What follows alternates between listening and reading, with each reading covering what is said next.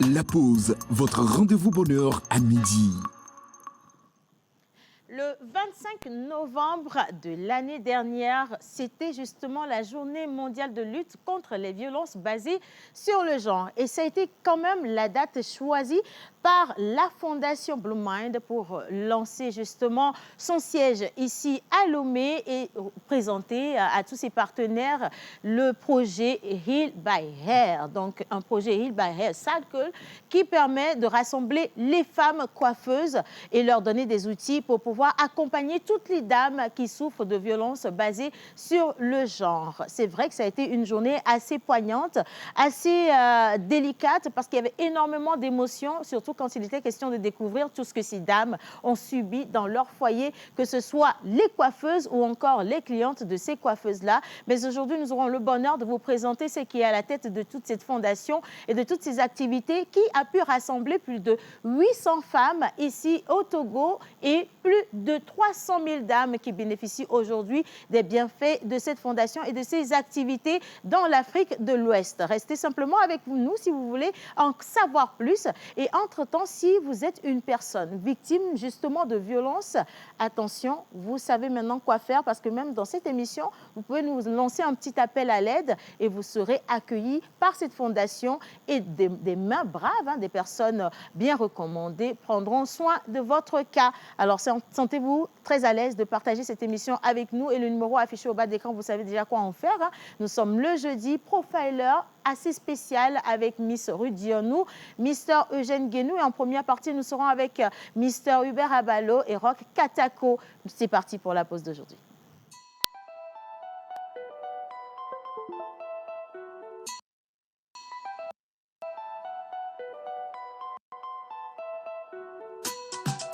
Mr. Lecky on the beat.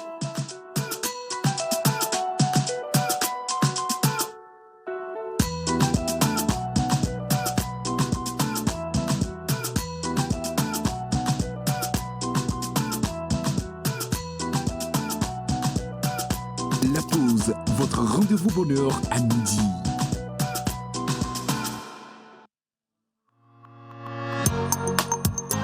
La pause, votre rendez-vous bonheur à midi. Hier, dans la Minute Santé avec notre gynécologue, nous avions abordé la question des infections et ça s'est fait avec le concours de Mister Hubert Abalo qui sera en première partie dans quelques instants. Et nous allons également célébrer ceux qui sont de jour avec Rock Katako et tous les deux seront accueillis, bien sûr, sur de la musique. Et merci à la régie de nous accompagner.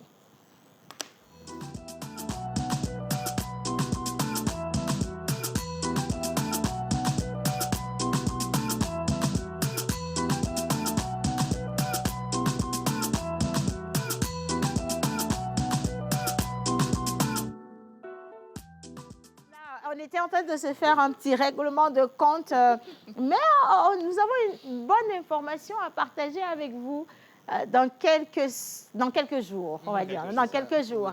Mais sinon, ça va? Comment tu te sens déjà? Oui, ça va très bien, je me sens très bien. Léger, motivé, enthousiaste. Oui, enthousiaste.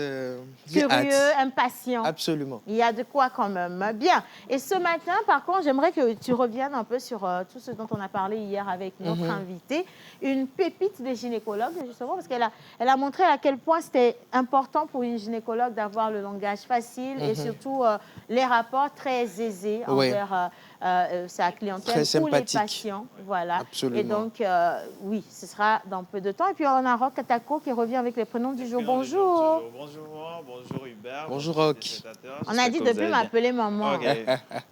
C'est difficile d'appeler. Bonjour. C'est vrai que c'est Océane. assez difficile quand même. Oui, il faut dire Si. Océane. Océane pour toi, Océane pour tout le monde. De toute façon, je suis Océane.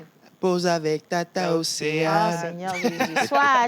Alors, prénom du jour. Alors, prénom du jour aujourd'hui, c'est le 12 février. Nous avons célébré sur le calendrier grégorien les Ombelines, Félix, Mélissa et Victoire.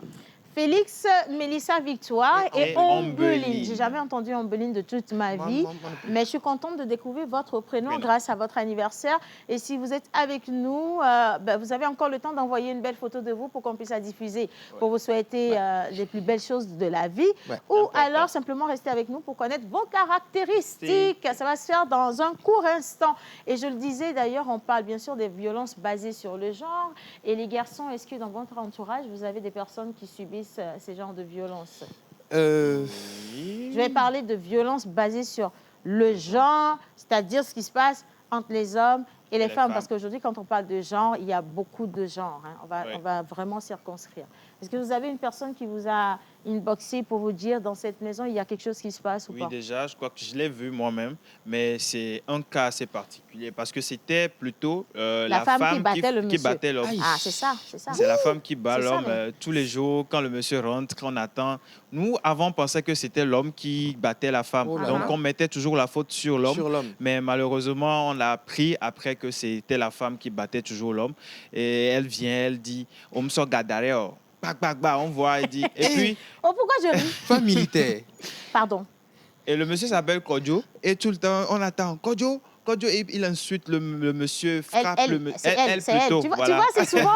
Parce que c'est souvent les on est habitué, oui. Voilà. C'est pour ça qu'il a le cycle dans la tête, tu vois. Elle frappe l'homme et c'est désagréable. Ça va dans tous les sens. Ça va te faire plaisir. Aujourd'hui, on va aborder la question. C'est vrai que principalement, nous allons parler des cas des dames, parce que celle que nous recevons a décidé justement de dédier sa vie à aider les femmes.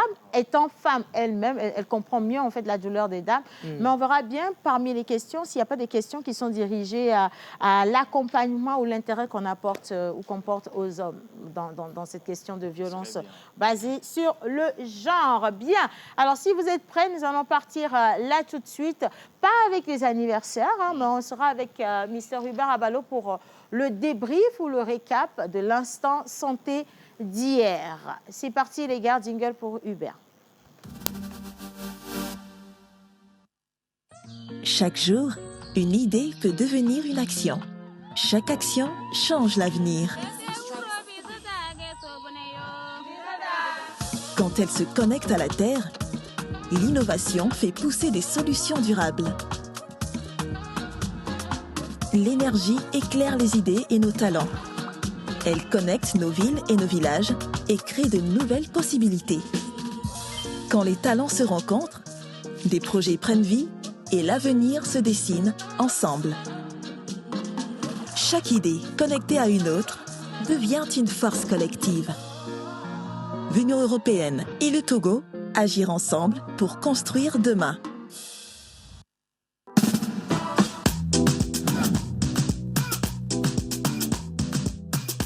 La pause, votre rendez-vous bonheur à midi. Rendez-vous bonheur à midi.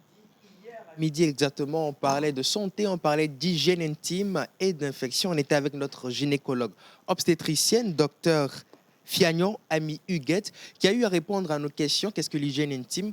Pourquoi est-ce qu'il faut pratiquer l'hygiène intime? L'importance de cela, que faire, que ne pas faire? Qu'est-ce que l'infection? Quel est le lien entre rapport sexuel et infection? On va revenir sur tout ceci avec cet élément. Le mois de février, plus longtemps célibataire, je pense. Malheureusement, le docteur n'est pas célibataire. Je suis célibataire, pardon. C'est fort, c'est fort. Faut pas mettre On sait jamais. On sait jamais. N'est-ce pas? La prière du dimanche passé, faut pas. Faut pas mettre les pieds dedans. L'avenir doit donner. Elle prie et elle se retrouve à la télé avant le 14 février. C'est des signes. Vous comprenez que... S'il vous plaît, Dieu peut répondre à la prière autrement. Voilà. Docteur, franchement, merci d'avoir accepté notre invitation. Vous êtes agréable. Merci. Je sais que nous allons passer un moment unique en votre compagnie. Nous allons parler, certes, des infections.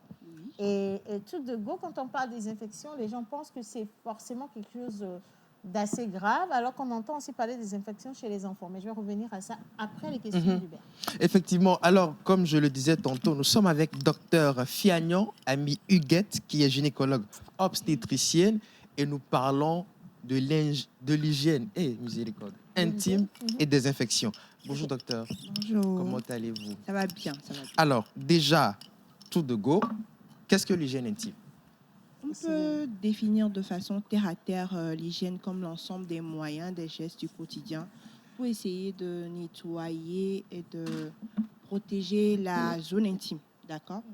Voilà, de façon générale. De façon générale, c'est ça, protéger la zone intime. Maintenant, pourquoi est-ce qu'il est important de pratiquer une bonne hygiène intime et quels sont les problèmes liés à une mauvaise hygiène intime? D'accord. Pourquoi il est important? Avoir une bonne hygiène permet d'éviter les irritations, les démangeaisons, et les mauvaises odeurs surtout et l'inconfort. Ok. L'inconfort, d'accord. Maintenant, par rapport aux conséquences pour une mauvaise hygiène, ce sont les infections, les démangeaisons, les irritations et les mauvaises odeurs, comme je les ai dit. Justement. Et l'inconfort. C'est vraiment désagréable pour des gens qui travaillent. Quand tu as une mauvaise hygiène. Absolument. Donc vraiment, c'est très, très important de prendre soin de ces parties, de ces zones assez fragiles quand même. Docteur, comment assurer une bonne hygiène intime? Que faire, que ne pas faire? Est-ce qu'on peut y aller comme on veut ou il y a des choses assez spécifiques à faire? Ok. Le pourquoi depuis là je parle de femmes ou d'hommes, c'est parce que l'hygiène intime, ça concerne les deux sexes. Les deux sexes. Pardon. Mais disons qu'aujourd'hui, on est concentré sur... Mais bon. Non, on est concentré sur les hommes. Sur les deux? Parce que sur qui? ce sont les hommes qui ont de gros problèmes avec... C'est vrai, quelques filles qui ne se reconnaissent pas dans ce monde peuvent se permettre certaines choses, mais on va parler d'hygiène intime chez les hommes aujourd'hui majoritairement parce que franchement, Saïd est innocent. Oh my God! Il était derrière. On va continuer, je pense que c'est plus simple. Au fait, aussi, je suis un peu d'accord avec toi parce qu'il y a certains hommes, ils pensent que ça s'appelle de la masculinité, mais c'est pas ça. Du tout. C'est pas ça. Aucune virilité. Tu as vu le répondant de Saïd? On pense qu'en fait que l'hygiène intime, ça touche beaucoup plus les femmes, c'est elles qui doivent faire beaucoup plus attention, alors que non, les hommes aussi, ils sont plus que concernés. Ils sont plus que concernés. Ouais. Ouais. Bon, allez, je te laisse le Oui, donc pour pouvoir, qu'est-ce qu'il faut faire, qu'est-ce qu'il ne faut pas faire? D'abord, se laver 2 fois par jour. Minimum. Tac, tac. Faut pas dire qu'on est fatigué, faut pas faire la paresse, pardon. J'ai dit 2 fois par jour, c'est important. Faut pas dire que dit Jack quoi. Tu as entendu? On va tuer les cabris. Et aider les cafards à mourir. Bon, je disais, se laver 2 fois par jour, d'accord? Se changer 2 fois par jour, si on peut. Les sous-vêtements. Ok. Les sous-vêtements. Docteur, pardon, hein, vous allez revenir. Il faut qu'on fasse un long débat parce que le mercredi court comme ça, c'est pas bon pour vous. Se changer 2 fois les sous-vêtements pour des gars. Vous voyez, quelqu'un se gratte déjà la nuque. Pour des gars qui, quand ils sortent de la maison, c'est parti pour une semaine. Et en fait, ils ne lavent pas leur dessous. Ils déposent leur dessous. En fait, je ne sais pas ce qu'ils sont en train d'accumuler, mais quand ils rentrent à la maison, ils déposent. Le lendemain, un homme est trop à l'aise à reporter le même dessous que la veille. Ils savent de quoi on parle. Au moins, reconnaissez vos torts, qu'on puisse vous pardonner. Oh, quelle infamie. Pardon? Quelle infamie. Okay. C'est une infamie. Après, c'est devenu des problèmes très spirituels. Je sais pas où j'entendais ça la dernière fois. On dit un vrai garçon doit laver son caleçon 1 fois tous les 3 mois. Tu vois. Et ça, tu as gardé, mais tous les jours, tu n'as pas gardé. Qui a dit? Tu vois, vous voyez, c'est ce que je suis en train de dire. Ça, c'est vraiment un grand problème spirituel. Parce que ça a besoin de délivrance. C'est une attaque. Vraiment. C'est une attaque. Vraiment. On poursuit. D'accord. Docteur, de quoi parle-t-on concrètement quand on parle d'infection, que ce soit chez l'homme ou chez la femme? En fait, de façon générale, pour être terre à terre, une infection, c'est lorsque un micro-organisme étranger vient s'implanter, soit que ce soit au niveau de la voie génitale externe ou bien interne, quoi. C'est-à-dire que qui vient mettre un peu son petit désordre, déséquilibrer tout ce qui est là-bas, c'est ça. On peut dire une infection, c'est ça. Et maintenant, au niveau de l'intimité, que ce soit au niveau de l'intimité de l'homme ou de la femme, quels sont les différents? Est-ce qu'on a plusieurs types d'infections? Oui. Bon. On a plusieurs types d'infections. Il y a des infections causées par des bactéries, des infections causées par des champignons, des infections causées par des virus. Et il y a parfois aussi, ce ne sont pas des infections, mais des irritations qui sont là liées à la macération.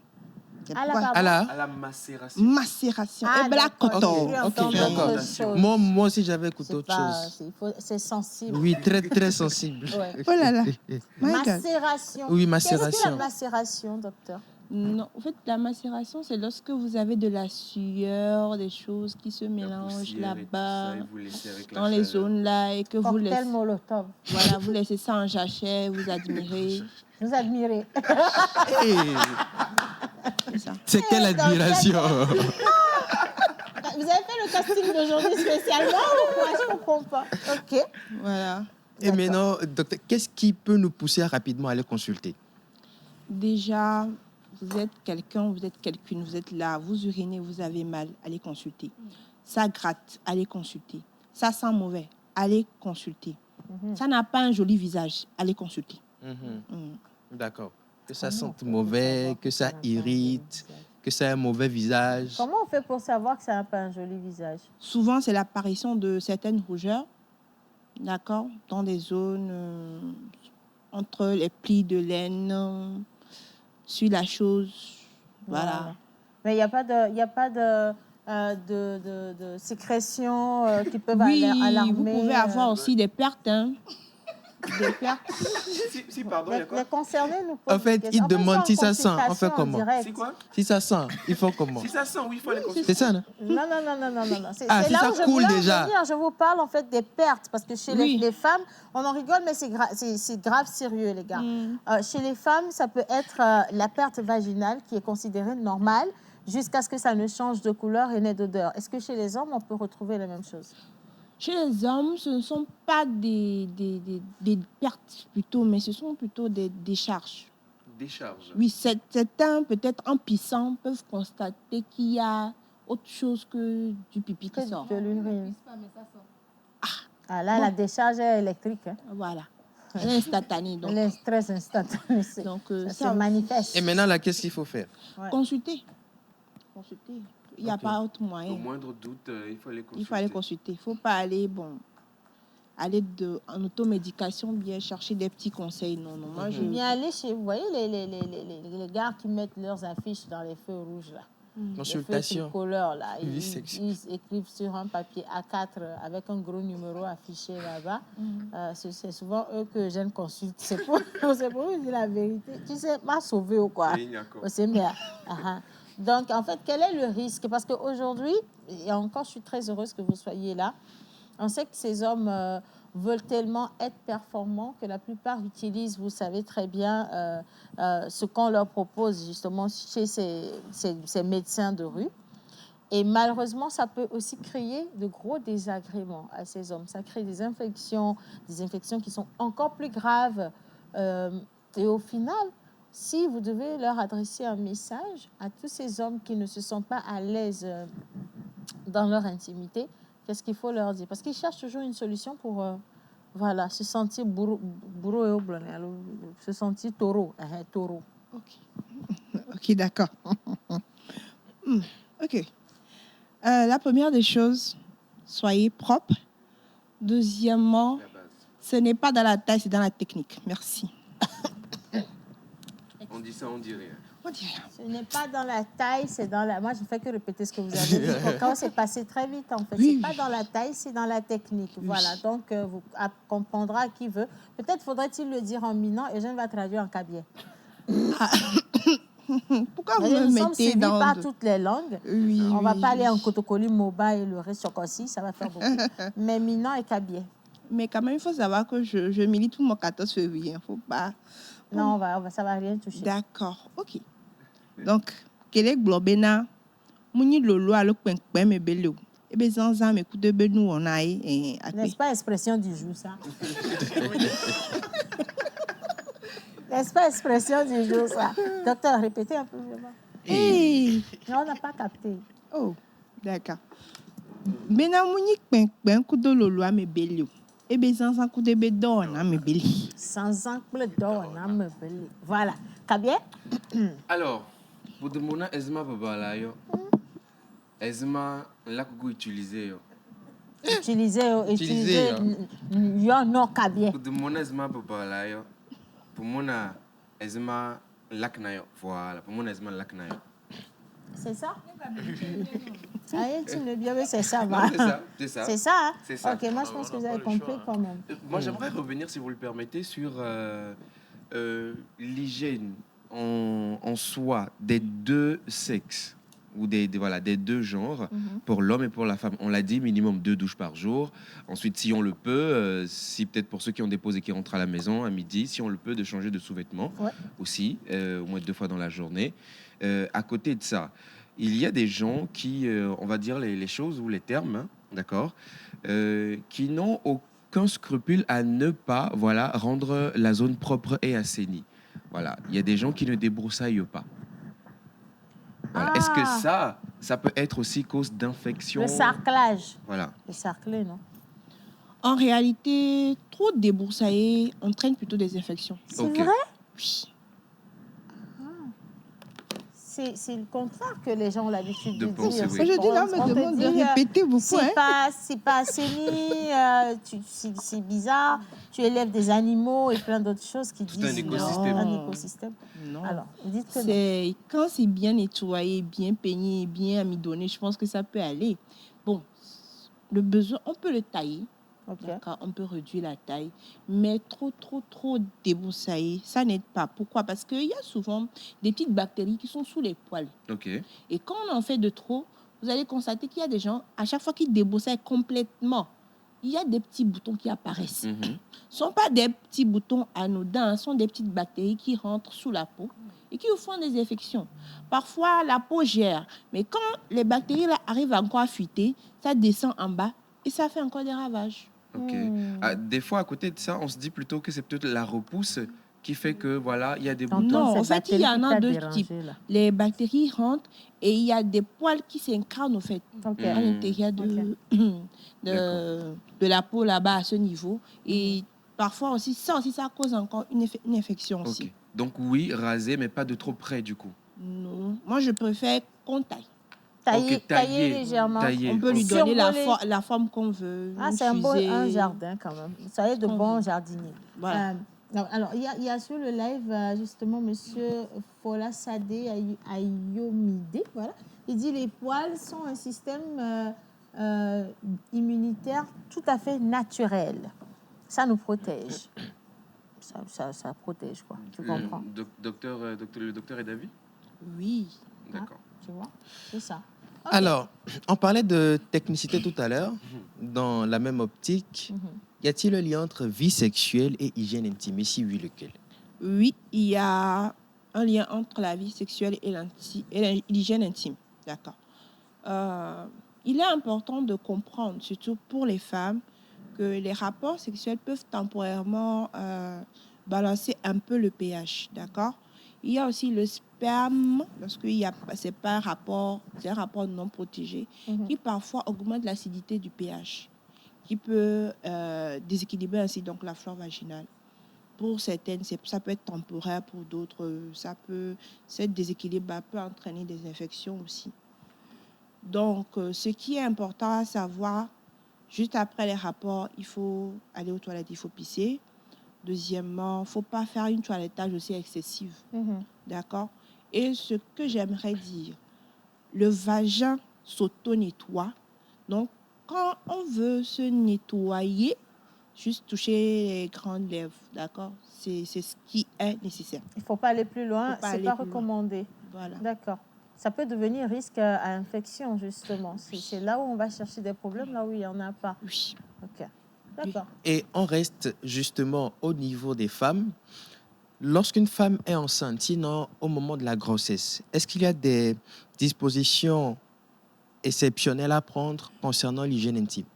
Bon, il n'y a pas de dispositions exceptionnelles. Il faut seulement comprendre que la grossesse a tendance à un peu déséquilibrer un peu la flore vaginale. Souvent, c'est commun d'avoir une femme enceinte qui te fait beaucoup de vaginose. Ouais. Ça, c'est lié au fait que la grossesse a déséquilibré un peu le vagin. Ça va augmenter les pertes ou bien les leucorrhées. Mais la majorité ne sont pas pathologiques. C'est lorsque, comme l'a dit précédemment Tata Océane, lorsque ça devient, c'est-à-dire que ça change de couleur et que ça commence par avoir une mauvaise odeur, ou bien ça commence par gratter, Là, ça dit qu'il ne faut pas, comme je l'ai dit précédemment, pas d'automédication, quoi. Directement, il faut aller consulter. Parce que la particularité chez la femme, c'est que quand tu as une petite infection, tu ne gères pas ça vite, ça devient grand-chose. D'accord? Voilà. Donc, c'est ça. Et puis, il y a ici aussi, je pense que notre ami, il va être du corps médical parce qu'il donne des avis quand même assez carrés, bien calculés. Il dit qu'il est recommandé d'utiliser une eau pure, surtout, il faut éviter l'eau de pluie qui est potentiellement infectée. Justement, moi, je pense que c'est assez pertinent parce que beaucoup de gens recueillent l'eau de pluie et se douchent avec directement. Je veux aussi passer par là pour parler de la piscine. La piscine, c'est pour tout le quartier, c'est pour le pays, c'est pour everybody. On ne sait pas qui est infecté, qui rentre dans l'eau et qui ne l'est pas. Est-ce qu'il peut y avoir des risques d'infection si on pratique la natation ou qu'on fréquente trop une piscine? Normalement, le propriétaire ou le gérant de la piscine a obligation de traiter son eau en fonction de la fréquentation. Il a obligation. Est-ce que c'est suffisant de juste nettoyer? Maintenant, quand je dis, c'est pas juste nettoyer, c'est désinfecter aussi. Donc, quand c'est vraiment bien pris en charge, c'est-à-dire que la gestion de la piscine, normalement, le risque n'est pas zéro quand même. Le risque n'est pas zéro, puisque ça dépend. Si toi, tu tombes, tu vas dans l'eau là, dans la période où bien vous êtes 50-100 dans la piscine, ça c'est normal, parce qu'en ce moment, le chlore ne peut pas supporter vous les 100 personnes, non. Mais quand même, si c'est une eau bien traitée, par exemple, je pense ceux qui sont à la maison, par exemple, ils ont leur propre piscine, et trucs comme ça, qui est bien gérée, c'est rare d'avoir des infections aussi graves. Mais lorsque vous êtes une abonnée à des piscines d'hôtels publics, là, vous pouvez choper des choses. Docteur, il est dit aussi que les personnes qui souffrent d'infections, mais qui peuvent s'asseoir sur les bancs publics, dans les entreprises, dans les bus et tout le reste, peuvent également vous contaminer, vrai ou faux? Oh non, moi je pense pas. Je pense pas. Oh, quand même, c'est que pour que les bactéries quittent quand même la zone là, soit posé sur une surface. Quand même, ça veut dire que quand même la personne a direct. C'est tout. Ou bien la personne ne porte pas caleçon. Ah non, est-ce que ça représente une barrière assez solide? Oui, quand même, ça peut aller. Moi, là où ça peut, je peux dire qu'il y a risque d'infection quand même, ce sont les toilettes. Les toilettes. Oui, il y a contact direct. Les toilettes, je suis d'accord. Mais pour les bancs, peut-être publics, non, quand même. Mais pour les toilettes, oui. C'est pourquoi moi, quand même, je conseille à toutes celles qui viennent chez moi en consultation, moi-même, dans le sac, il faut toujours avoir un truc, les jettes intimes, premièrement. Et deuxièmement aussi, du gel hydroalcoolique ou bien un truc nettoyant qui est jetable, quoi. Il y a aussi maintenant, je pense, des petits dispositifs là qu'on a sur Alibaba pour les femmes où tu peux mettre un protège truc là. Sur la cuvette avant de t'asseoir. Oui, avant de t'asseoir. C'est pour ça que vous avez beaucoup de femmes qui évitent carrément même les toilettes publiques, qui se retiennent toute la journée et qui veulent rentrer à la maison avant. Oui. Il y a certaines qui n'aiment pas voir des choses. J'aimerais justement demander, est-ce que trop se retenir, voilà. On est synchro. Normalement, se retenir toute la journée, ce n'est pas une bonne chose.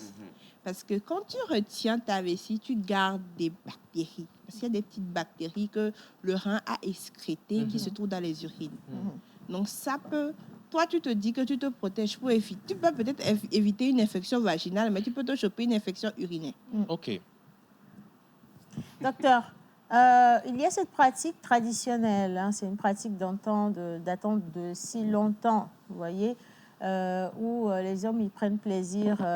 même quand il y a des toilettes assez propres juste à côté, à ciel ouvert ou dans la porte est ouverte pour eux, ils préfèrent aller se satisfaire dans la nature. Est-ce que ça peut être sujette à des infections? Non. En fait, le micro? Pour les hommes, puisque c'est un tuyau, ils sont plus à l'aise, au fait. Donc, tant qu'eux, ils se vident, ça peut aller. Passe. Mais chez eux, la petite particularité, c'est les hommes qui ne sont pas encore circoncis, là, qui ont encore leur prépuce, là. C'est eux qui doivent faire attention. Oui, parce qu'il y a une forte question d'hygiène, c'est ça. Parce que parfois, il y a des, comme j'ai dit, les macérations, là. Si tu pisses beaucoup, il y a quelques gouttelettes qui vont glisser dans le prépuce, les macérations vont rester là-bas. tu peux te choper ton infection tranquille. Heureusement que la majorité des hommes est circoncise, la majorité. Enfin. Ok. Et du coup... Vous êtes resté silencieux quand j'ai dit ça. C'était une blague. S'il y a un problème, il faut nous dire, docteur, là, on va gérer. En même temps, en direct. Hein.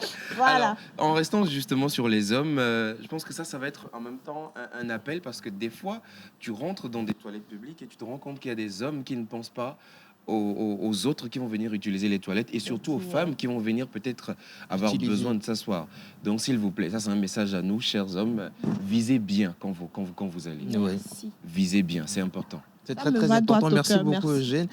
Docteur, aujourd'hui, pour ces jeunes, que ce soit ces jeunes filles ou ces jeunes hommes qui sont en train de se découvrir, de découvrir leur corps, leurs intimités, quels conseils est-ce que vous aurez pour eux? D'accord. Le conseil que je peux donner, c'est d'abord de s'écouter, de connaître son corps. C'est tellement important.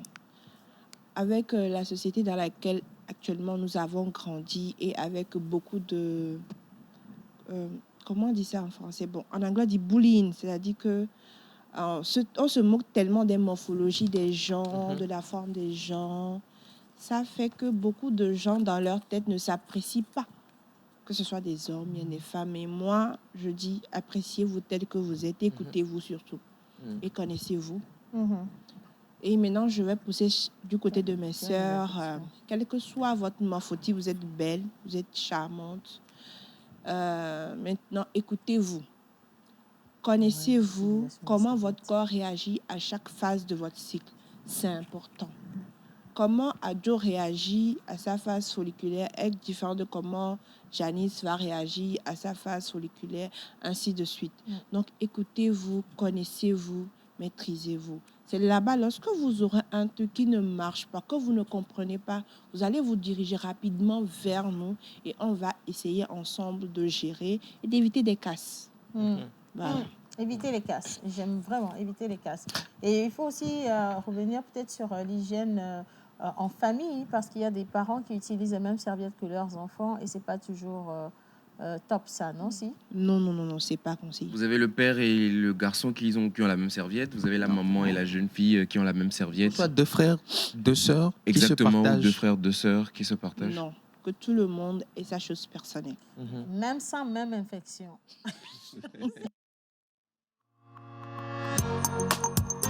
La pause, votre rendez-vous bonheur à midi. Personnel pour une bonne santé intime, c'est très important. On était avec Dr Fiagnon, Ami Huguette, gynécologue obstétricienne. On a parlé d'hygiène intime et d'infection. Alors, si ça sent mauvais, si ça irrite, si ça démange, courez, allez à l'hôtel. Non, pas à l'hôtel, à l'hôpital. Aïe!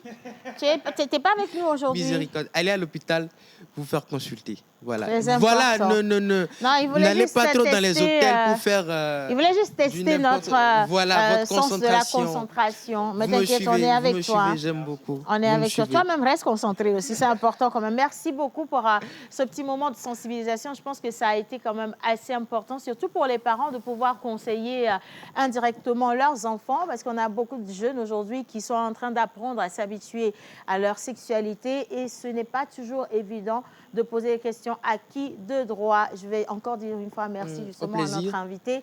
Et merci à toi aussi d'avoir fait le travail de préparation de ces éléments en amont. On voudrait la retrouver, on la retrouve où? À l'hôpital de Baie. Okay. Donc on se rend à l'hôpital de Baie, on demande d'après Dr Fiagnon. Voilà. Merci Hubert. Et Roch Katako, plaisir partagé, chérie Coco. Le Mister Célébration, le prénom du jour aujourd'hui.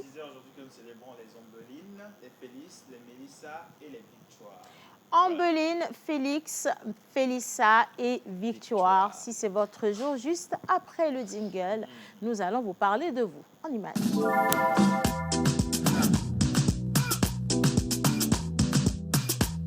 La pause, votre rendez-vous bonheur à midi.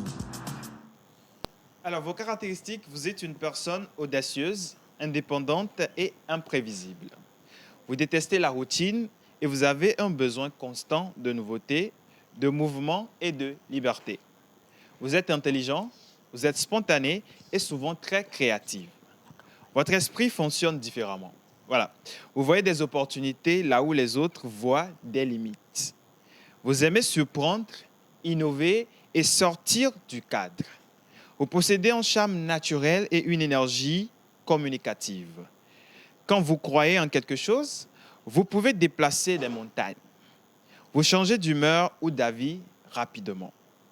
Vous agissez parfois sans réfléchir aux conséquences. Difficulté à vous engager pleinement, vous supportez mal les contraintes et vous commencez beaucoup de choses sans toujours les terminer. Voilà. La platine est votre métal de chance. Ambre est votre pierre de naissance. Vos numéros porte-bonheur sont le 3, le 12, 21, 30 et 33. Vos couleurs porte-bonheur sont le bleu turquoise, argent et jaune pâle. Votre jour de chance est le jeudi. Votre fleur porte-bonheur est la violette. Votre plante porte-bonheur est la lavande. Et l'animal porte-bonheur des natifs d'aujourd'hui est le guépard. Le guépard, quand même, un animal assez énergique et surtout très déterminé, je dirais, qui ressemble assez bien à tout ce qu'on a dit sur vous. Le côté négatif, ça se corrige, ça s'améliore. Donc voilà, ne vous prenez pas la tête pour ça. Mais profitez de cette journée quand même et marquez-la et cette nouvelle année aussi avec de bonnes perspectives. Et surtout, fêtez, célébrez avec les personnes que vous aimez, qui sont autour de vous et marquez ces moments à jamais parce qu'ils sont les meilleurs que Dieu puisse vous offrir. Merci encore, Katako. Je vous en prie. On n'a pas des images, mais on a une petite fille qui célèbre son anniversaire aujourd'hui. Elle s'appelle Yanis. Nous l'avons en image. Nous te souhaitons un joyeux anniversaire, trop Yanis. Mimi, Grandis en sagesse. En sagesse. Et que notre Dieu, te comble de beaucoup de choses. Voilà. Amen. Je dis Amen. Et je vais en profiter également pour lire rapidement cet avis de recrutement destiné à toutes les personnes qui sont présentement à la recherche d'un travail. Une structure de la place recrute au poste de vendeur ou vendeuse en boutique une personne dynamique, souriante et passionnée par la vente.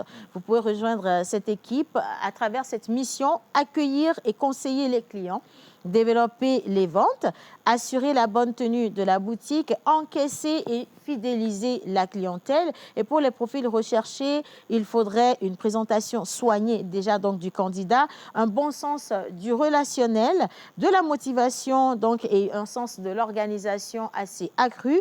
Une expérience en vente serait bien appréciée et la disponibilité immédiate est hautement et fortement réclamée. Alors pour envoyer votre CV plus une photo par WhatsApp, vous pouvez contacter le 90 26 69 49. Je répète, le 90 26 69 49. Rejoignez une équipe dynamique et évoluez dans un cadre stimulant. Voilà le mot de fin pour cet avis. On va revenir dessus avant la fin de cette émission. Et tout de suite, nous marquons juste une pause parce que juste après, ce sera le plateau Profiler avec Miss Ruth Dionou et Mr. Eugène Guénou. Nous allons recevoir une magnifique dame qui a décidé de dédier sa vie à la défense des droits des femmes, mais surtout à la prévention des violences basées sur le genre et à la guérison également. Et comme vous le savez très bien, lorsqu'il est question de profiling, nous posons des questions qui piquent. Vos questions également que vous nous adressez pour mieux comprendre les différentes situations et les différents cas qu'on vous présente. Et donc, on vous attend nombreux sur le numéro affiché au bas d'écran pour participer à cette deuxième partie d'émission avec nous pour leur plage publicitaire.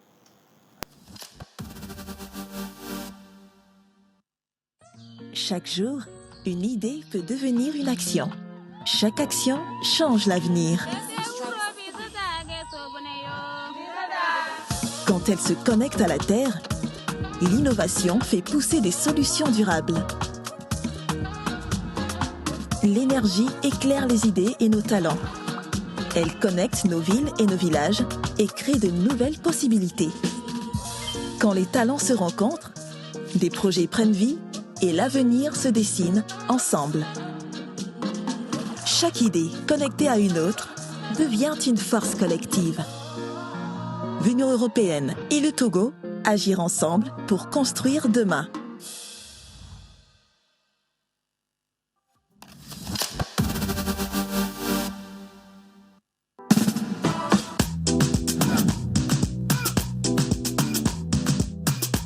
La pause, votre rendez-vous bonheur à midi.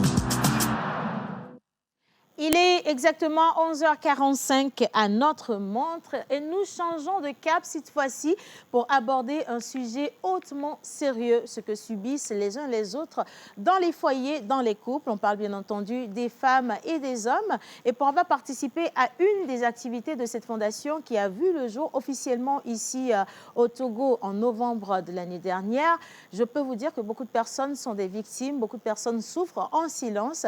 Et encore heureuse de vous dire aujourd'hui qu'on leur offre une plateforme pour pouvoir s'exprimer en tout anonymat et en toute sécurité pour qu'on leur vienne en aide, chose très importante. Par contre, particularité de ce projet qui est lancé, c'est justement le volet guérison qui est apporté à travers la coiffure. Et beaucoup de personnes se demandent, mais pourquoi avoir choisi justement de parler de la guérison par la coiffure ou de la guérison par les cheveux? Vous allez en comprendre beaucoup de choses dès que notre invitée sera au plateau pour elle-même présenter la fondation. Mais tout de suite, permettez que solennellement nous puissions accueillir ici celle qui présente toujours le premier plateau et la biographie de notre invitée. Il s'agit de Miss Ruth Dionou et ce sera en musique.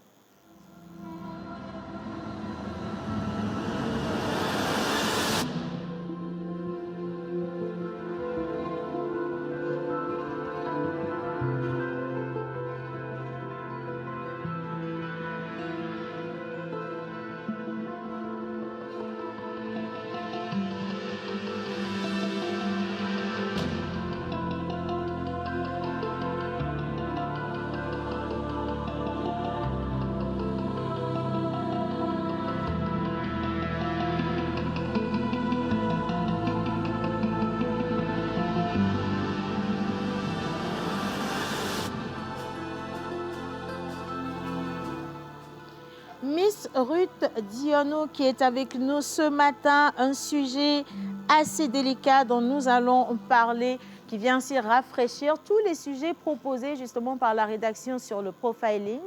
On parle bien sûr de violences basées sur le genre. Bonjour Ruth. Bonjour Océane. Bonjour Hubert, bonjour à tous les téléspectateurs qui nous suivent. Un plaisir de vous retrouver aujourd'hui, jeudi, pour votre émission spéciale Profiling. Et vous savez que je vais toujours dénicher de bons profils et des sujets qui vont quand même nous nourrir à votre connaissance.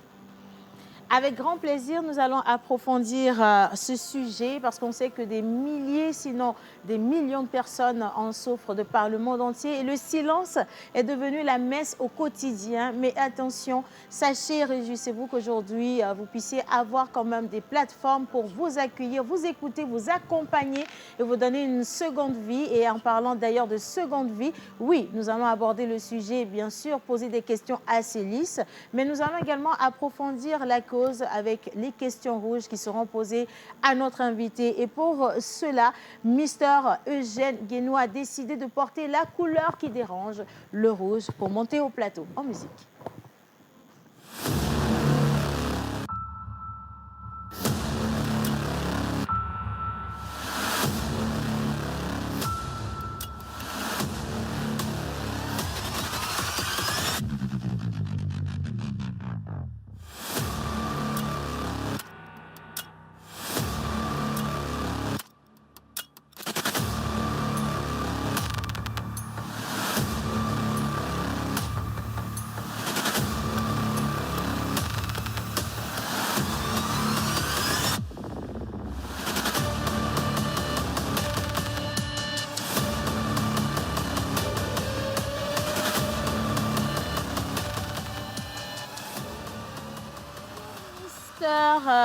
Question rouge, Mister Eugène.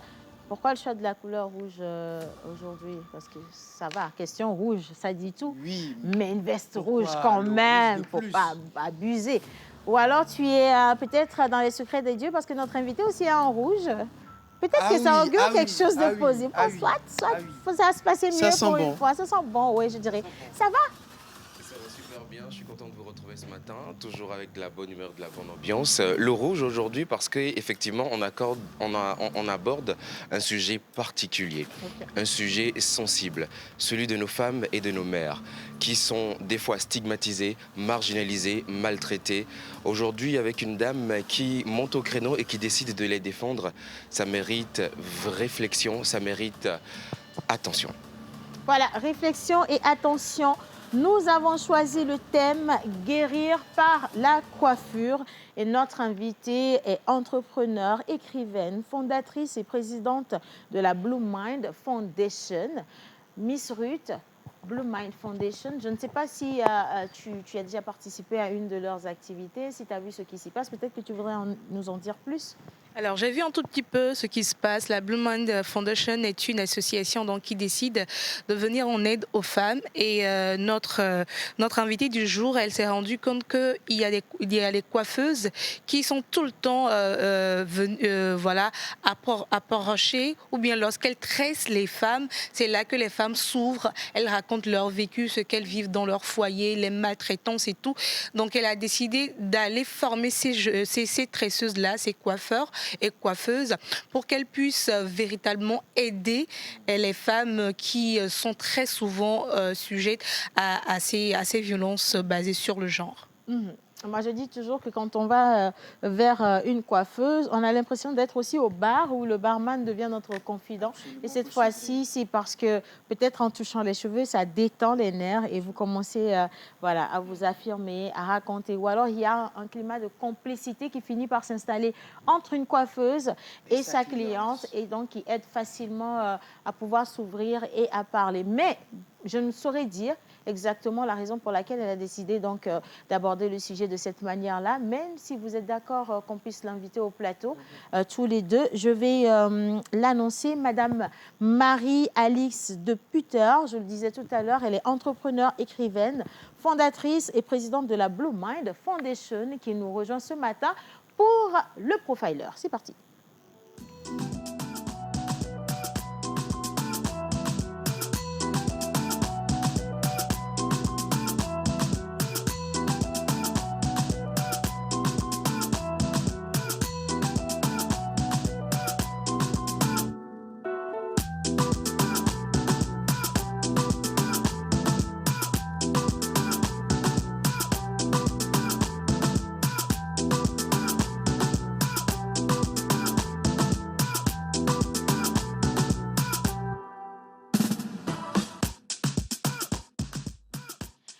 Madame Marie-Alice de Putter, j'espère bien prononcer.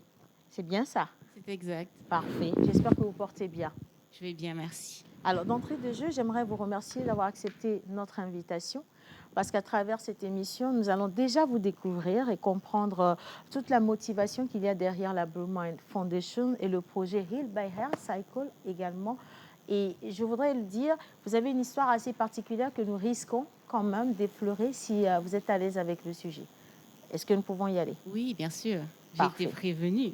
OK. Mais là, alors, c'est bon. Bien. Miss Ruth. Merci, Océane. Alors, aujourd'hui, c'est jeudi, très chers téléspectateurs, et c'est un plaisir de vous retrouver pour notre émission spéciale Profiler. Aujourd'hui, j'ai décidé de vous ramener une dame, une Africaine, une femme qui a décidé donc de se mettre pour les femmes, pour les sauver et surtout leur santé mentale. Et pour l'heure, je vais donc m'approcher pour le moment exceptionnel qui est donc de présenter la biographie d'une manière particulière à la pause émission de notre invité du jour.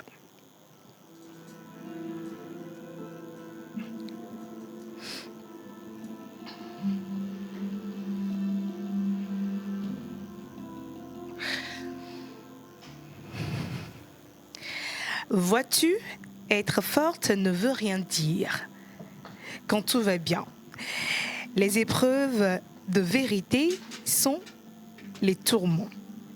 Ces mots sont les vôtres et ils résument à eux seuls l'histoire d'une femme qui a choisi la vie quand tout aurait pu s'arrêter. Bonjour Madame Marie. Bonjour Ruth. J'espère que vous allez bien. Merci pour l'accueil, tout va bien, merci. Alors, est-ce que vous êtes prête aujourd'hui à ce que je puisse, à ma manière, vous présenter à tous nos téléspectateurs qui nous suivent? C'est un grand plaisir, donc j'ai grand hâte d'écouter ça. Merci beaucoup. Madame Marie-Alice de Putter. Vous naissez à Paris un 11 janvier 1985, mais c'est au Cameroun que vous grandissez. Entre Douala Yaoundé, Kumbala et Garou. Une enfance traversée par plusieurs villes, plusieurs réalités, plusieurs influences. Très tôt, vous apprenez à vous adapter, à observer, à apprendre les codes de la vie. Petite fille, déjà, vous lisez beaucoup. La lecture devient un refuge, mais aussi une manière à vous de vous former en silence et de vous structurer. Elle affine votre regard, structure votre pensée, nourrit cette profondeur qui caractérise aujourd'hui la grande femme d'influence que vous êtes aujourd'hui. Naturellement, vous vous orientez vers des études exigeantes, sciences politiques, gestion de projets, communication d'entreprise et j'en passe. Vous enchaînez donc 3 masters 2, puis un exécutif MBA au CELSA avant d'obtenir un certificat à la Harvard Business School. Vous ne cherchez pas seulement à réussir, mais vous voulez, au profond de vous, chercher à impacter, à comprendre les mécanismes de la vie. Comment les systèmes fonctionnent, comment les décisions se prennent et comment les structurer, ce qui influence énormément votre vie. Votre carrière professionnelle débute dans le marketing, la communication et les affaires publiques. Vous évoluez dans les environnements stratégiques et devenez directrice de la marque et de la communication pour l'Afrique au sein du groupe OCP. Le parcours est solide, cohérent et prometteur. Et puis au milieu de ces réussites, la vie vous frappe. Le 8 juillet 2012, un coup brutal, un coup insoutenable pour une épouse, pour une future mère, pour une femme enceinte qui porte en elle le fruit d'un amour. Votre mari, Monsieur Feu Eric de Puta, est assassiné à Yaoundé lors d'une mission sur le campus de l'Université protestante d'Afrique centrale. Professeur de théologie envoyé en mission au Cameroun, il était votre partenaire, votre appui, votre soutien. En un instant, tout s'effondre autour de vous. Il n'y avait pas de préparation à une telle nouvelle, il n'y avait pas de mots suffisants, un choc. La sidération, le vide et en même temps la vie qui grandit en vous. Vous portez un enfant qui sera votre force et motivation pendant ces moments délicats et très difficiles. C'est là que vous avez décidé donc d'embrasser ce que vous aimez le plus. Vous choisissez d'écrire. Vous avez donc écrit M, ma fille M, qui naît donc dans cette période, un livre adressé à votre fille Rachel. Vous y racontez son papa. Vous y racontez l'amour qu'il y avait entre vous deux. Vous racontez également cette perte douloureuse. Mais surtout, vous y affirmez une conviction. Malgré la souffrance, choisir la vie reste possible. Choisir reste toujours possible. Vous poursuivez ensuite votre parcours d'écrivaine avec Capitaine Eva et Kumba Girl, des œuvres qui élargissent votre engagement vers la jeunesse et la transmission culturelle. Mais votre engagement ne reste pas dans les livres. En 2017, vous fondez la Blue Mind Foundation avec une ambition claire: déstigmatiser la santé mentale et rendre les soins accessibles en Afrique.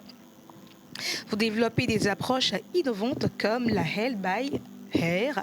Vous travaillez avec des communautés, vous interpellez les décideurs publics, vous faites entrer la santé mentale dans les décisions de la gouvernance et du développement. Conférencière reconnue, votre histoire et votre travail ont touché plus de 280 millions de personnes à travers les médias internationaux comme Voice of Africa, TV5 Monde, BBC, Afrique, Jeune Afrique ou RFI. En 2021, le magazine américain World vous classe parmi les 30 personnalités les plus innovantes d'Afrique. Une reconnaissance internationale qui vient saluer un engagement né dans l'épreuve, mais structuré avec vision et détermination. Madame Marie-Alice, votre parcours montre qu'une tragédie peut devenir un point. Oui, un point qui bascule tout. Que la douleur peut être transformée en action et qu'une femme peut décider que son histoire ne sera pas une fin, mais un levier. Et nous sommes heureux de vous avoir ce matin avec nous dans notre émission La Pause dans la rubrique Profiler du jour. Alors Océane, Eugène, Hubert, c'est un tout petit peu le parcours de notre invité que j'ai quand même essayé donc de vous présenter. Alors vous êtes sans savoir que notre invitée est une franco-camerounaise. Et depuis lors, nous n'avons reçu que, certes, des Africaines, mais principalement des Togolais. Et aujourd'hui, je vais me prêter donc au jeu de vous donner la personnalité de notre invité du jour à travers un prénom africain. Alors, Madame Marie, vous êtes née un vendredi, n'est-ce pas? Voilà, un jour particulier, un jour dans certaines cultures africaines qui ne passent jamais inaperçues. Et ici, dans le sud du Togo, les filles nées un vendredi portent un prénom assez simple, fort, chargé d'histoire. Et aujourd'hui, permettez-moi de vous donner un nom du sud Togo, un nom que je porte, Afi. Oh, merci. Merci. Alors, pour présenter votre personnalité à travers ce prénom, je dirais, si l'audace devait avoir un visage, je dirais que vous en êtes l'incarnation vivante. Une audace façonnée dont la douleur est aujourd'hui une mission des millions de personnes à travers le monde. Malgré les coups de la vie, vous êtes restée forte. Le F de Afi, debout, inébranlable, transformant ainsi vos blessures en fondation.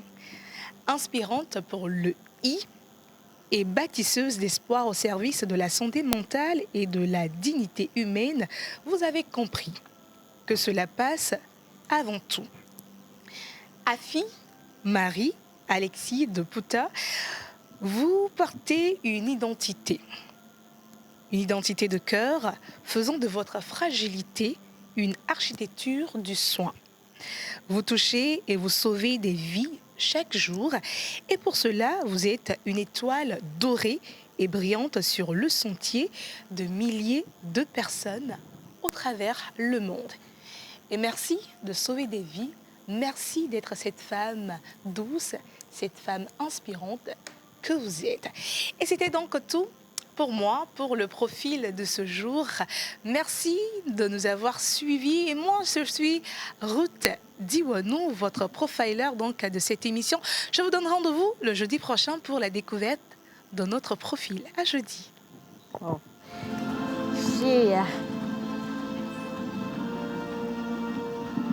Je voulais applaudir et au même moment, je suis très émotive parce que votre biographie est énormément chargée d'histoire.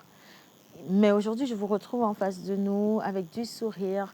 Vous écoutez votre histoire, vous gardez le sourire jusqu'au bout. C'est un exercice auquel beaucoup n'arrivent pas véritablement à se plier.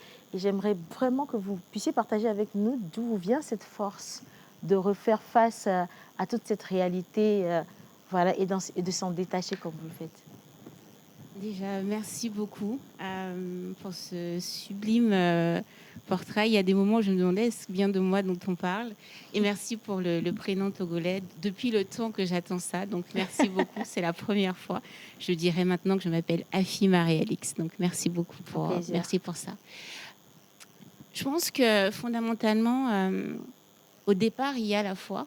Je crois que il y a différentes épreuves et il y a des épreuves qui sont plus douloureuses que d'autres, qui sont plus traumatisantes que d'autres. Mais la foi, c'est vraiment ce qui, voilà, je dirais que Dieu est au commencement, à la fin. Et cette foi, même dans ce moment-là, a su me porter.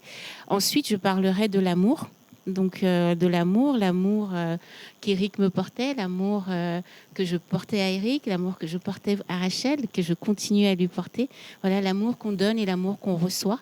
Je crois que c'est aussi fondamental. Vous savez, on dit qu'à la fin, il ne nous reste que l'amour. Et je crois que vraiment, love is everything. Et enfin, je dirais, il y a aussi je pense, ce sentiment de responsabilité. Je dirais de se dire que il ne s'agit pas de moi et que voilà, nous sommes ici pour accomplir une mission et que tant qu'on est là, ça veut dire que la mission continue.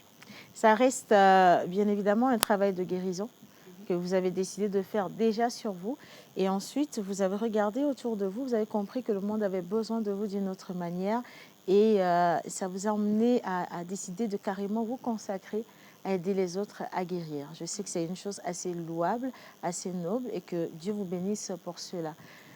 Alors, Marie, vous êtes née à Paris, vous avez grandi par contre au Cameroun. Et comment est-ce que cette double culture a façonné votre regard sur le monde et surtout sur la culture africaine? Je vais parler en général de l'Afrique d'abord. Alors, j'ai des parents camerounais. Donc, je suis d'origine camerounaise et je crois que, vous savez, quand on parle du Cameroun, c'est le continent, oui, n'est-ce pas? Et on parle souvent de ce emlé, de cette capacité en fait à rebondir, à persévérer. Et je crois que véritablement, voilà, s'il y a des ancêtres, ils ont vraiment contribué à me transmettre ça, ce emlé et cette capacité à me souvenir que je ne suis pas seule. Vous savez, on dit que voilà, quand on rentre dans une pièce et souvent quand on se retrouve dans des situations de minorité, vous arrivez dans un endroit, vous êtes la seule femme, la seule jeune, la seule femme noire. Eh bien, en fait, je sais que je ne suis jamais seule parce que j'ai toutes les femmes de ma lignée qui sont avec moi et donc j'occupe et j'habite les espaces de cette façon-là. Voilà. Donc, je dirais que la double culture, c'est vraiment la capacité à pouvoir comprendre en fait ce qui se passe dans les différents lieux, qu'on soit en Europe, qu'on soit au Cameroun, qu'on soit en Afrique du Sud ou au Togo.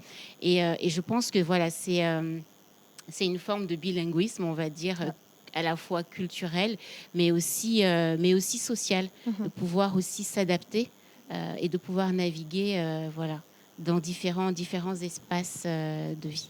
Et ça finit par devenir un atout, je vais dire, justement. Absolument, absolument. Hubert? Madame ma fille, Marie-Alix de Putter, c'est un plaisir de vous avoir. Merci pour votre histoire, merci pour votre parcours, merci surtout pour votre résilience. Vous avez suivi un parcours académique assez exigeant. Sciences politiques, gestion de communication, exécutif MBA Harvard.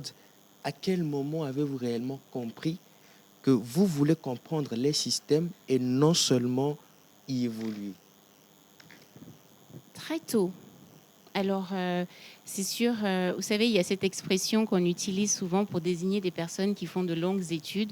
Au Cameroun, on dit des longs crayons. Et je pense que le crayon, il est sans fin. Il y a ce qu'on apprend et il y a ce qu'on désapprend. Parce qu'il y a des moments où il faut...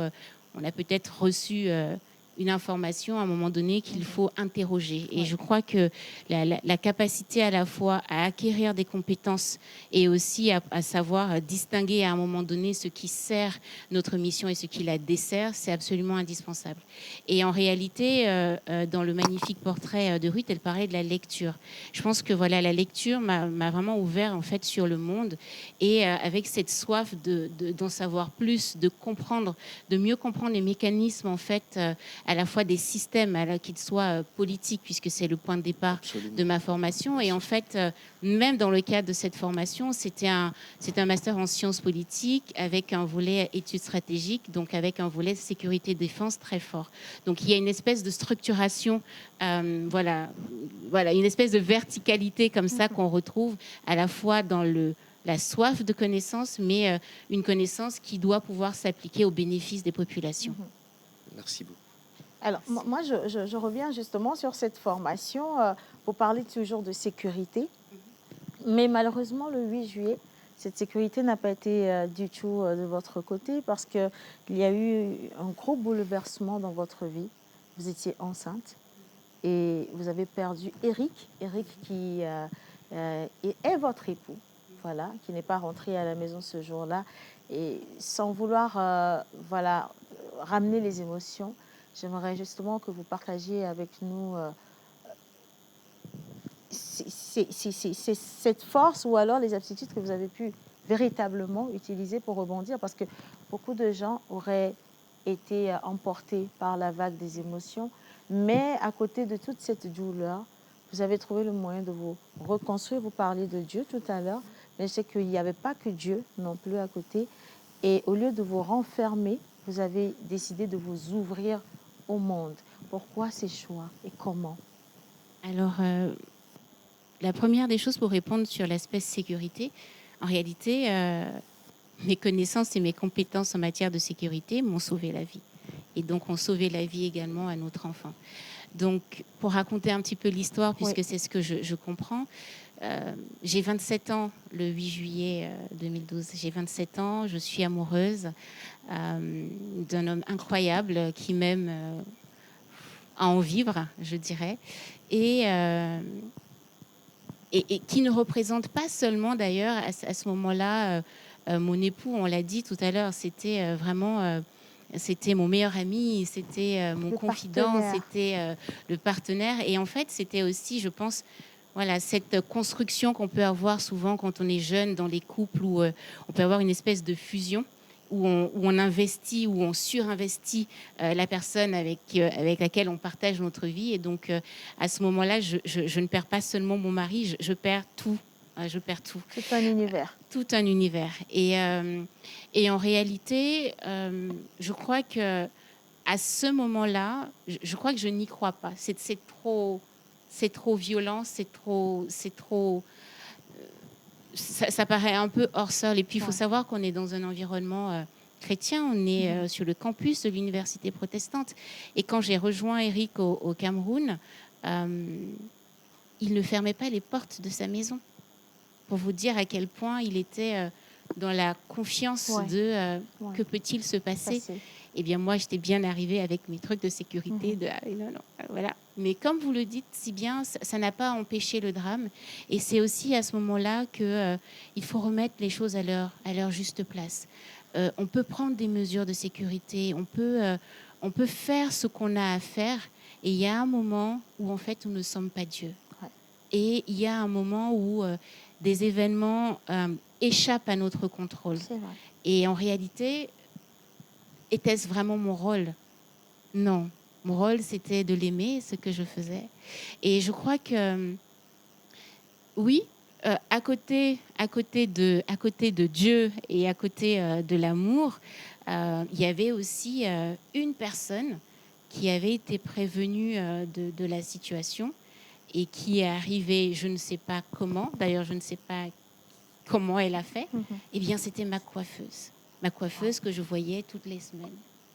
Donc effectivement, à un moment donné, cet amour de Dieu ou cet amour se matérialise aussi par les personnes qu'on côtoie, par les personnes avec lesquelles on vit, peu importe leur statut social, peu importe leur niveau d'éducation, je dirais. Et même la religion, on va dire. Exactement, exactement. Donc, je dirais, il y a la foi, mais il y a aussi l'application de ses propres principes de sécurité, puisque je travaillais à l'époque dans un organisme qui contribuait à envoyer des personnes qui partaient à l'étranger avec le statut de volontaire de la solidarité internationale, et j'étais en charge en fait de la formation sur le côté sécurité, et je gérais et j'accompagnais des centaines de personnes à travers le monde pour leur sécurité. Et donc quand la situation s'est présentée, eh bien j'ai appliqué les process de sécurité. Mais une fois que c'était fait, je pense que je n'existais plus, puisque à l'époque, je ne me faisais pas appeler tout à fait Marie-Alix Deputer. J'avais fait le choix de garder mon identité mon nom de naissance. Et je suis devenue Marie-Alix de Putter après. Et donc, voilà, c'est aussi, voilà, je dirais, un parcours avec comment on concilie, je dirais, ce qu'on apprend, comment on le met en application et comment on est testé en fait dans la vie réelle et en situation réelle. Et ça arrive souvent, c'est, je veux dire, dans les moments de grand stress, parce qu'il y en a tout le temps. Ouais. Tout le temps. Il y a cette notion aussi de calme, parce que plus vous montez dans les émotions, moins en fait vous pouvez réfléchir de façon posée et de façon structurée. Donc voilà, je dirais cet ensemble de choses qui crée en fait ce mystère et cette question qui revient et que moi-même je me pose souvent. Je me dis mais effectivement c'est incroyable, mais c'est aussi, je pense, parce qu'on est au bénéfice, comme je le disais tantôt, de personnes qui nous précèdent, que ce soit voilà les femmes qui sont venues avant moi, que ce soit cette foi, que ce soit cette chance que j'ai eue d'avoir suivi cette formation, d'avoir, vous voyez, donc c'est un enchevêtrement comme ça d'éléments qui contribuent à ce que je sois là aujourd'hui, à pouvoir témoigner. Ça fait plus que forcer de l'admiration. J'ai pas eu la chance en fait de lire l'histoire comme vous venez de la raconter, et ça touche énormément. Et quand vous parlez de votre coiffeuse dans le process, je pense que ça a eu énormément de poids, comme vous l'avez dit, parce qu'aujourd'hui vous avez décidé de lancer un projet qui donne beaucoup plus de crédit aux coiffeuses, et on parle de Heal by Hair. Qu'est-ce que Heal by Hair? Heal by Hair signifie guérir par le cheveu, et avec l'idée que quand on va chez la coiffeuse, quand une coiffeuse prend soin de nous, en réalité, on noue des liens avec nos coiffeuses. En réalité, on va souvent garder la même coiffeuse. Et si ça se passe bien, et si on ne déménage pas, ou si elle ne déménage pas, on garde la même coiffeuse pendant des années. À un moment donné, elle coiffe non seulement nous, mais après nos amis, nos enfants, etc. Donc, à un moment donné, elle fait partie, en fait, d'une certaine façon, de notre vie, de notre univers.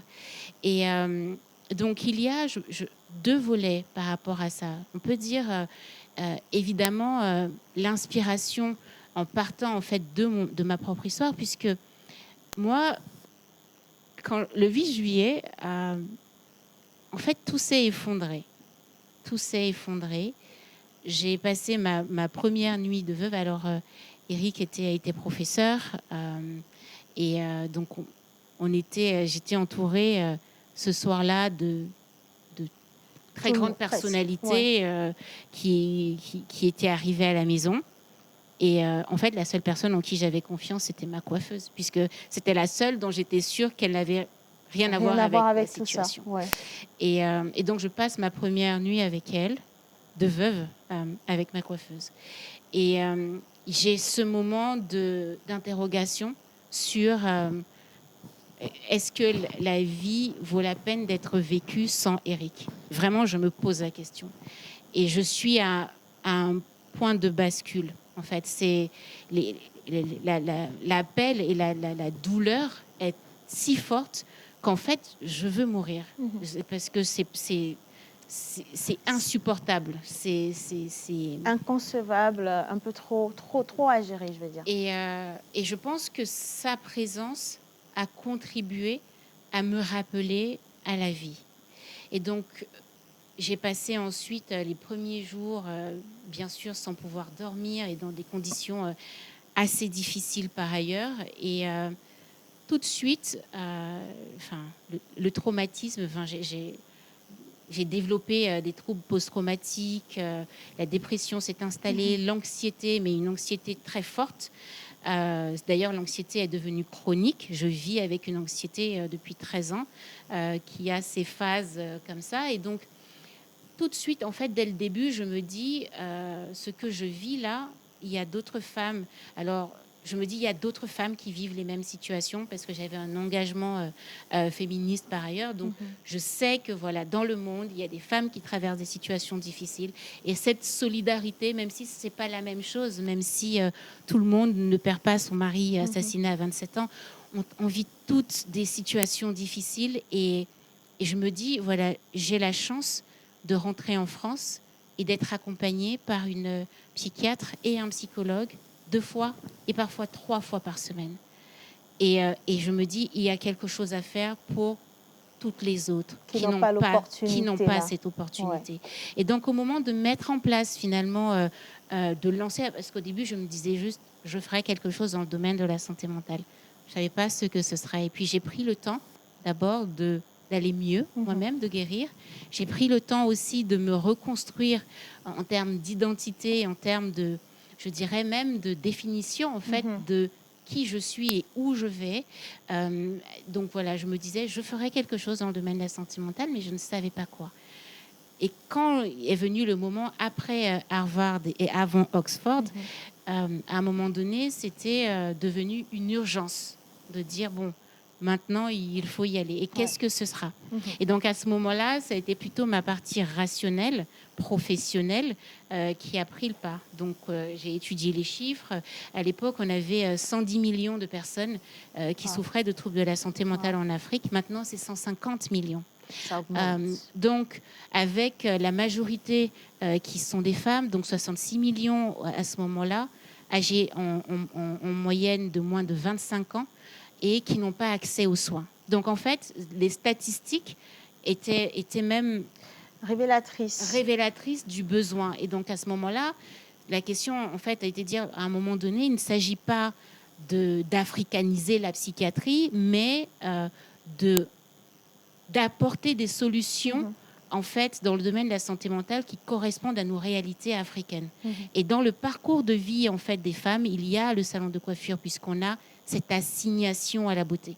Et donc, nous avons mené une étude, en fait, sur le terrain, dans 7 pays, et on a posé des questions, en fait, tout simplement aux femmes. Est-ce que vous vous confiez aux coiffeuses? Est-ce que vous feriez confiance à une coiffeuse qui est équipée? Et donc, plus de 7 femmes sur 10 nous ont dit oui. Et elles étaient encore plus nombreuses à dire que parmi les professionnels de la beauté, elles se confient plus aux coiffeuses. Donc, ça faisait un match de ce côté-là, puisque de leur côté, les coiffeuses, à plus de 90%, disaient vraiment merci beaucoup de lancer ça parce qu'on en a besoin, parce que les femmes se confient à nous et on ne sait pas quoi faire. Et donc voilà, je dirais, c'est là où ça dépasse une histoire personnelle et ça rejoint une réalité sociale, culturelle et maintenant qui permet de contribuer à améliorer la santé mentale de centaines de milliers de femmes. Encore félicitations. Je pense qu'aujourd'hui, on est à plus de 300 000 femmes qui ont bénéficié justement de la positivité de ce programme que vous avez lancé. Et ici au Togo, vous avez inauguré justement le siège de la Fondation. C'était en novembre de l'année dernière. Mais comme je suis passée au plateau, peut-être que Miss Ruth a une question entre-temps. Sinon, je vais enchaîner, je continue. Alors, aujourd'hui, on parle de la santé mentale. Mais pour avoir participé à une de vos sessions, j'ai vu que beaucoup de coiffeuses qui sont là et aussi des clientes de coiffeuses parlent beaucoup plus de la violence basée sur le genre. Et ça peut, je ne vais pas dire restreindre en fait votre plan d'action.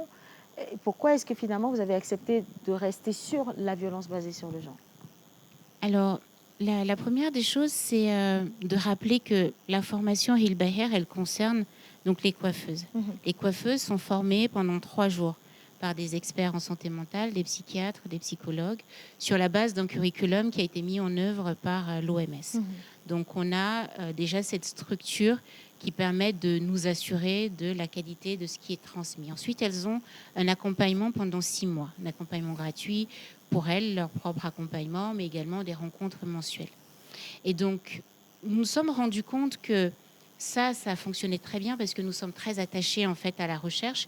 La recherche nous permet de mesurer l'impact des actions que nous menons, de pouvoir ajuster aussi quand il y en a besoin. Donc, nous nous sommes rendus compte que les coiffeuses qui avaient donc été formées à pouvoir écouter activement sans jugement, à pouvoir calmer leurs clientes, à pouvoir détecter s'il y a des situations et surtout à pouvoir orienter vers des structures de soins, puisque dans le cadre de la formation initiale, nous formons des ambassadrices en santé mentale, mais pas des thérapeutes.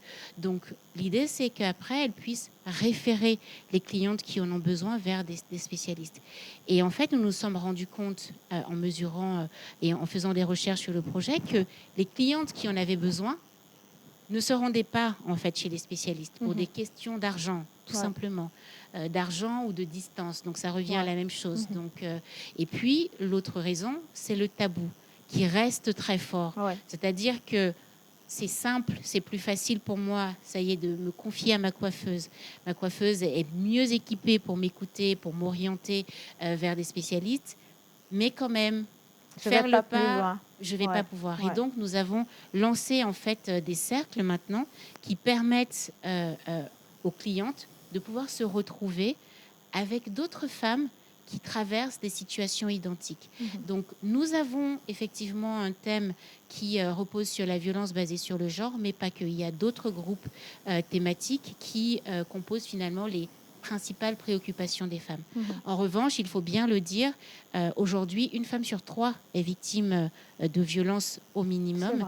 Et c'est le premier sujet, en fait, de confidence ou de lamentation en fait des femmes dans les salons de coiffure. Et donc c'est pour ça que nous avons donc lancé le 25 novembre ce premier groupe en fait d'accompagnement pour les clientes et pour les coiffeuses bien sûr qui veulent aussi rejoindre les cercles, qui en ont besoin. Et malheureusement les souffrances sont profondes et nous savons aussi que au Togo il y a aussi un accompagnement incroyable qui existe, quelque chose qui n'existe pas ailleurs, c'est le One Stop Center. Donc c'est un centre qui est porté par le ministère du genre et qui fait un travail incroyable aussi d'accompagnement des femmes victimes de violences basées sur le genre. Et donc c'est aussi le rappel que le travail de la Fondation ne repose pas que sur lui-même et lui seul.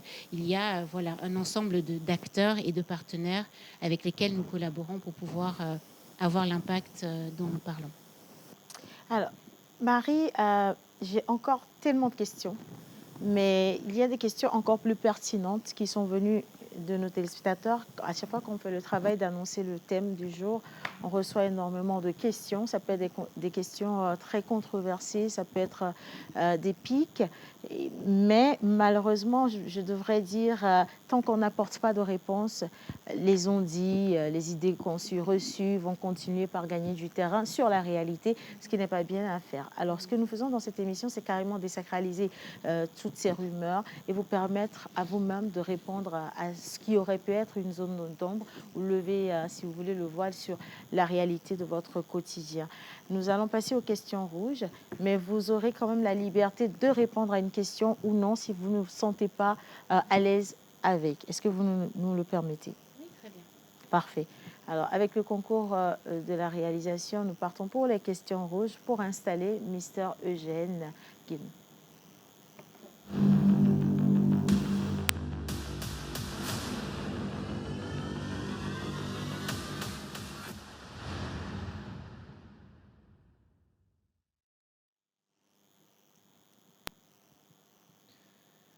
Madame Afi, Marie-Alix, je remarque qu'aujourd'hui nous sommes dans la même couleur, le rouge. Coïncidence ou signe que la conversation ne sera pas tiède? Écoutez, allez-y. Le rouge, c'est la vie, c'est aussi une alerte et c'est surtout l'urgence. Et parfois, c'est le signal qu'un sujet ne peut plus être ignoré longtemps. Et vous avez choisi de faire de la santé mentale une infrastructure, une question politique et un acte de gouvernance. Aujourd'hui, nous allons parler d'impact, de responsabilité collective et d'angles morts qui persistent encore. Bienvenue dans les questions rouges. Aujourd'hui, la santé mentale est au centre des discours internationaux, des bailleurs et des ONG. Ne pensez-vous pas que beaucoup croient que la défense des droits des hommes et des femmes surtout, est devenue une industrie de la souffrance où l'on parle plus de traumatisme pour attirer plus de financement? Wow. Alors, aujourd'hui, la santé mentale est le point de la santé qui est le moins financé, le moins structuré, le moins doté en ressources humaines. C'est statistique.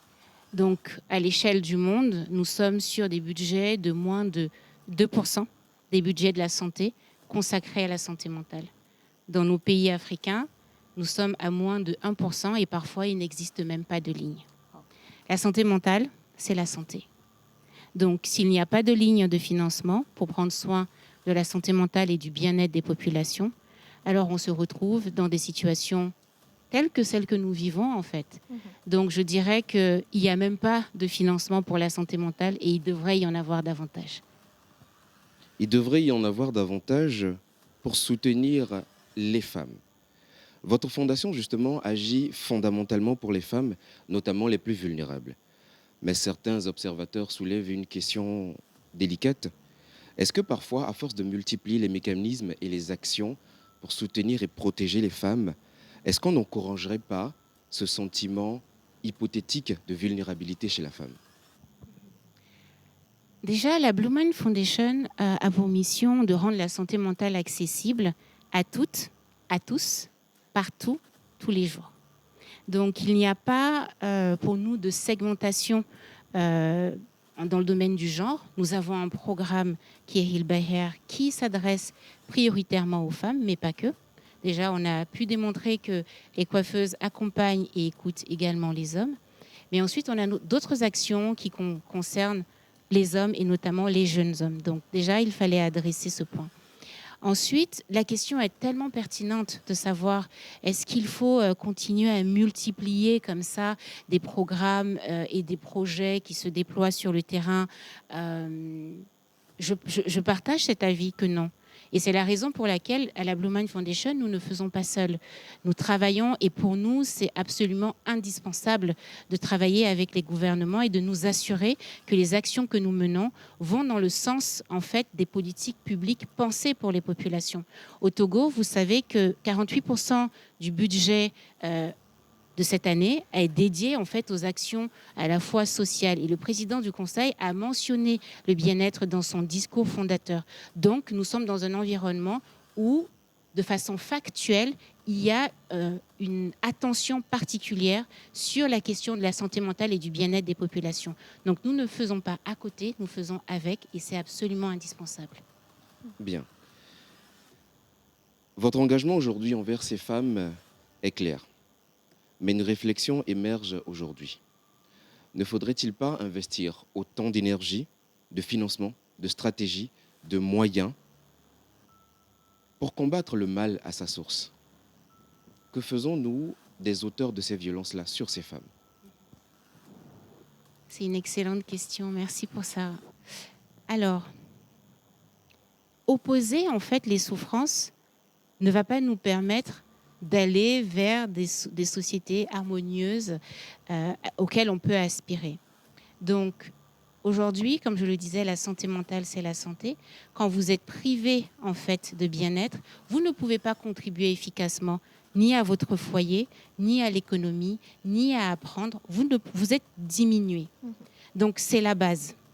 Donc, s'occuper, en fait, de la santé mentale et du bien-être des populations facilite l'éducation, facilite et contribue à la cohésion sociale. Aujourd'hui, 398 milliards de francs CFA. Aujourd'hui, la santé mentale, si on prend en fait les chiffres de l'OMS et de la Banque mondiale, qui estiment que entre 1 000 et 2 000 dollars par an sont perdus en raison notamment de la dépression et l'anxiété, notamment dans les pays en développement.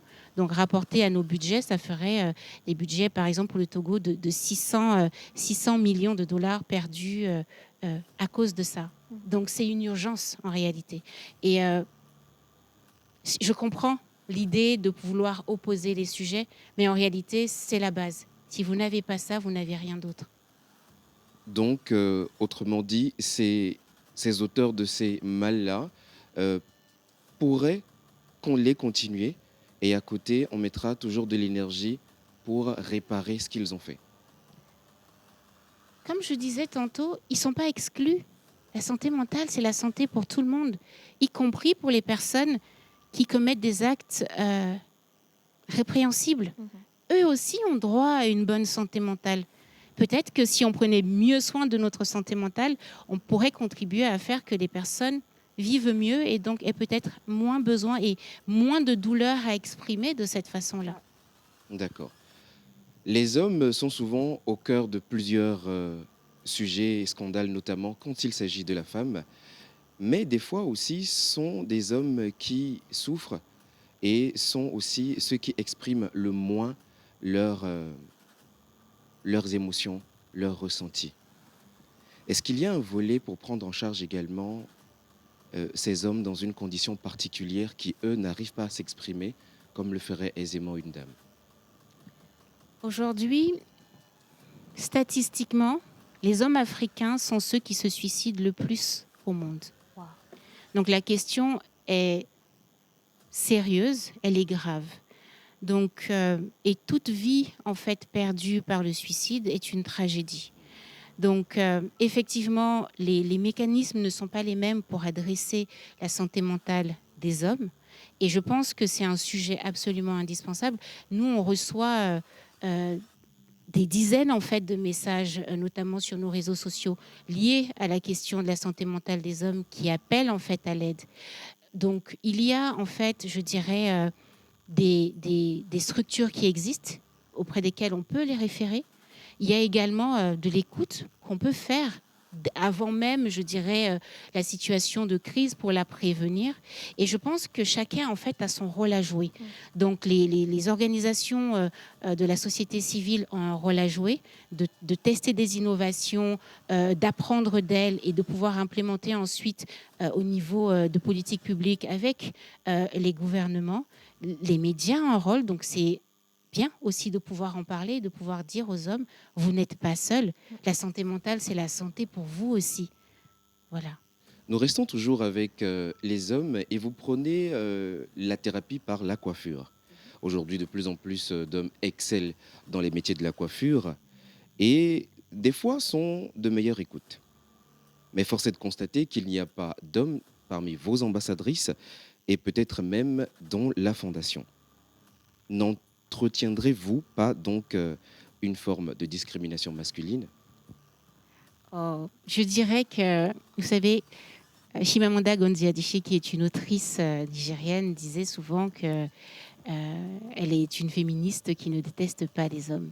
Donc nous ne détestons pas les hommes, nous chérissons nos hommes. En réalité, à la Fondation aujourd'hui, nous sommes à un équilibre donc en termes de genre entre femmes et hommes. C'est le premier point. Le deuxième point, c'est effectivement aujourd'hui, nous n'avons pas encore de coiffeur, mais ça va venir bientôt. D'accord. Je serais ravi peut-être d'être le premier. Avec grand plaisir. Une curiosité personnelle pour terminer. Vous êtes franco-camerounaise et votre siège social se trouve au Togo. Est-ce pour dire que le Togo a plus de besoins en termes de protection de vulnérabilité des femmes? Alors, je suis Afi Marie-Alix de Puter et merci pour cette question. Alors, je suis franco-camerounaise et je suis tombée amoureuse du Togo il y a une vingtaine d'années. Je dirais que je suis née à Paris une première fois et je suis née une deuxième fois au monde à Adeta. Et donc, le Togo, c'est mon pays de cœur. Et ça a été la première et principale raison pour laquelle nous avons choisi le Togo pour être le siège de la Fondation.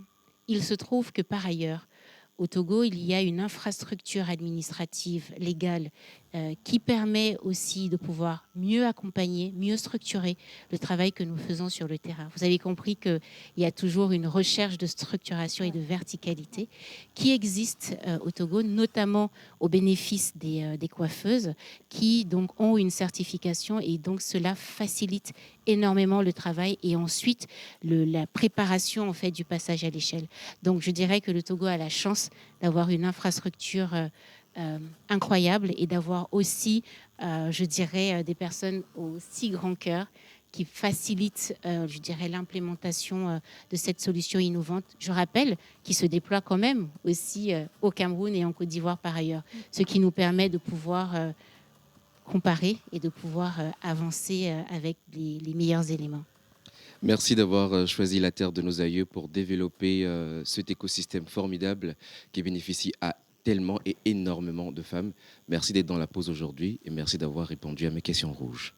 Merci.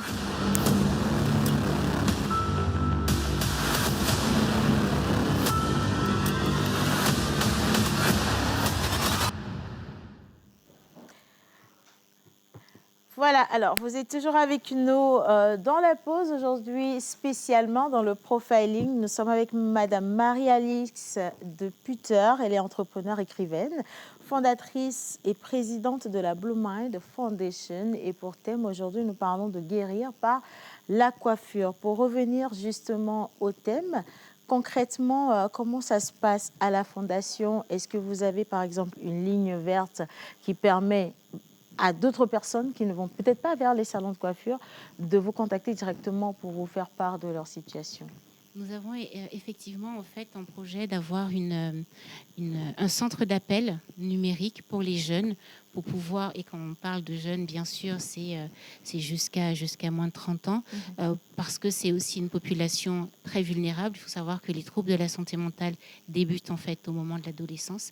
Et donc l'idée, c'est de pouvoir arriver en prévention. Parce qu'en fait, prévenir vaudra toujours mieux que guérir. Donc, nous avons déjà l'infrastructure, je dirais, technique, humaine, mais également physique. Aujourd'hui, il ne nous reste plus que les financements. Donc, nous espérons que grâce à l'appel de la pause, que cela puisse suivre. Mais voilà, je dirais qu'il y a également comme je l'ai déjà dit, mais je pense que c'est important de le rappeler, il y a quand même déjà un soutien aussi à la fois du ministère de la Santé, mais également de partenaires internationaux. Et donc, nous sommes prêts. Donc, on espère que ça pourra être lancé dès cette année. Voilà. Alors, peut-être faudrait-il qu'on situe justement la fondation, géographiquement parlant. Vous êtes situé où? Nous sommes situés à Didogomé. Donc, vous ne pouvez pas nous manquer. Voilà, à Didogomé. Voilà, à Didogomé. Et pour peut-être vous contacter, est-ce que vous avez un numéro, peut-être un numéro vert? Alors, je pense que le mieux souvent pour nous contacter, c'est par email. Donc, c'est welcome@bluemindfoundation.org. welcome@bluemindfoundation.com. Et une fois encore, franchement, Marie-Alix, merci d'avoir accepté de vous soumettre à cet exercice. Du début jusqu'à la fin, je pense que ça n'a pas été facile du tout parce que nous sommes allés réveiller vos pires souvenirs.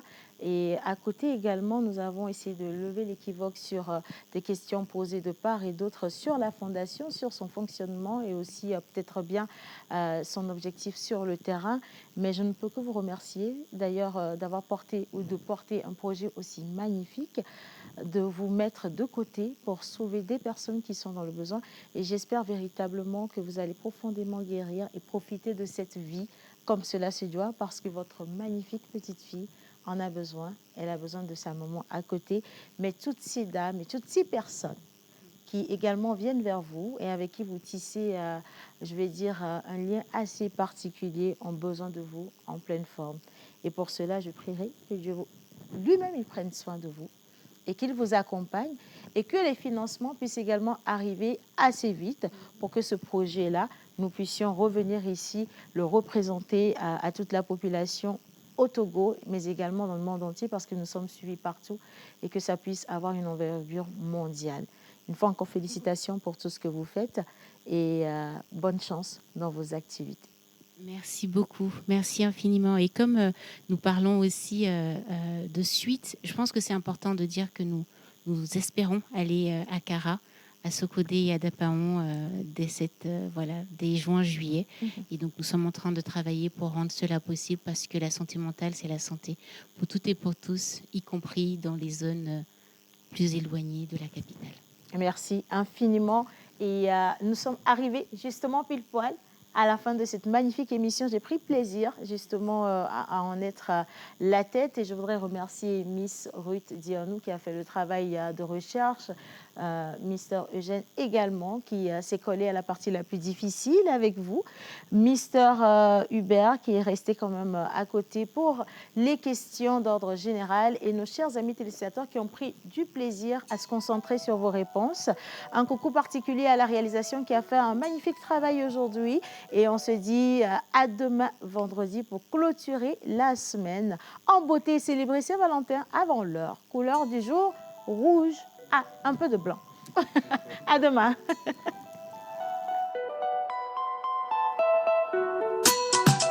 Mr. Lecky on the beat.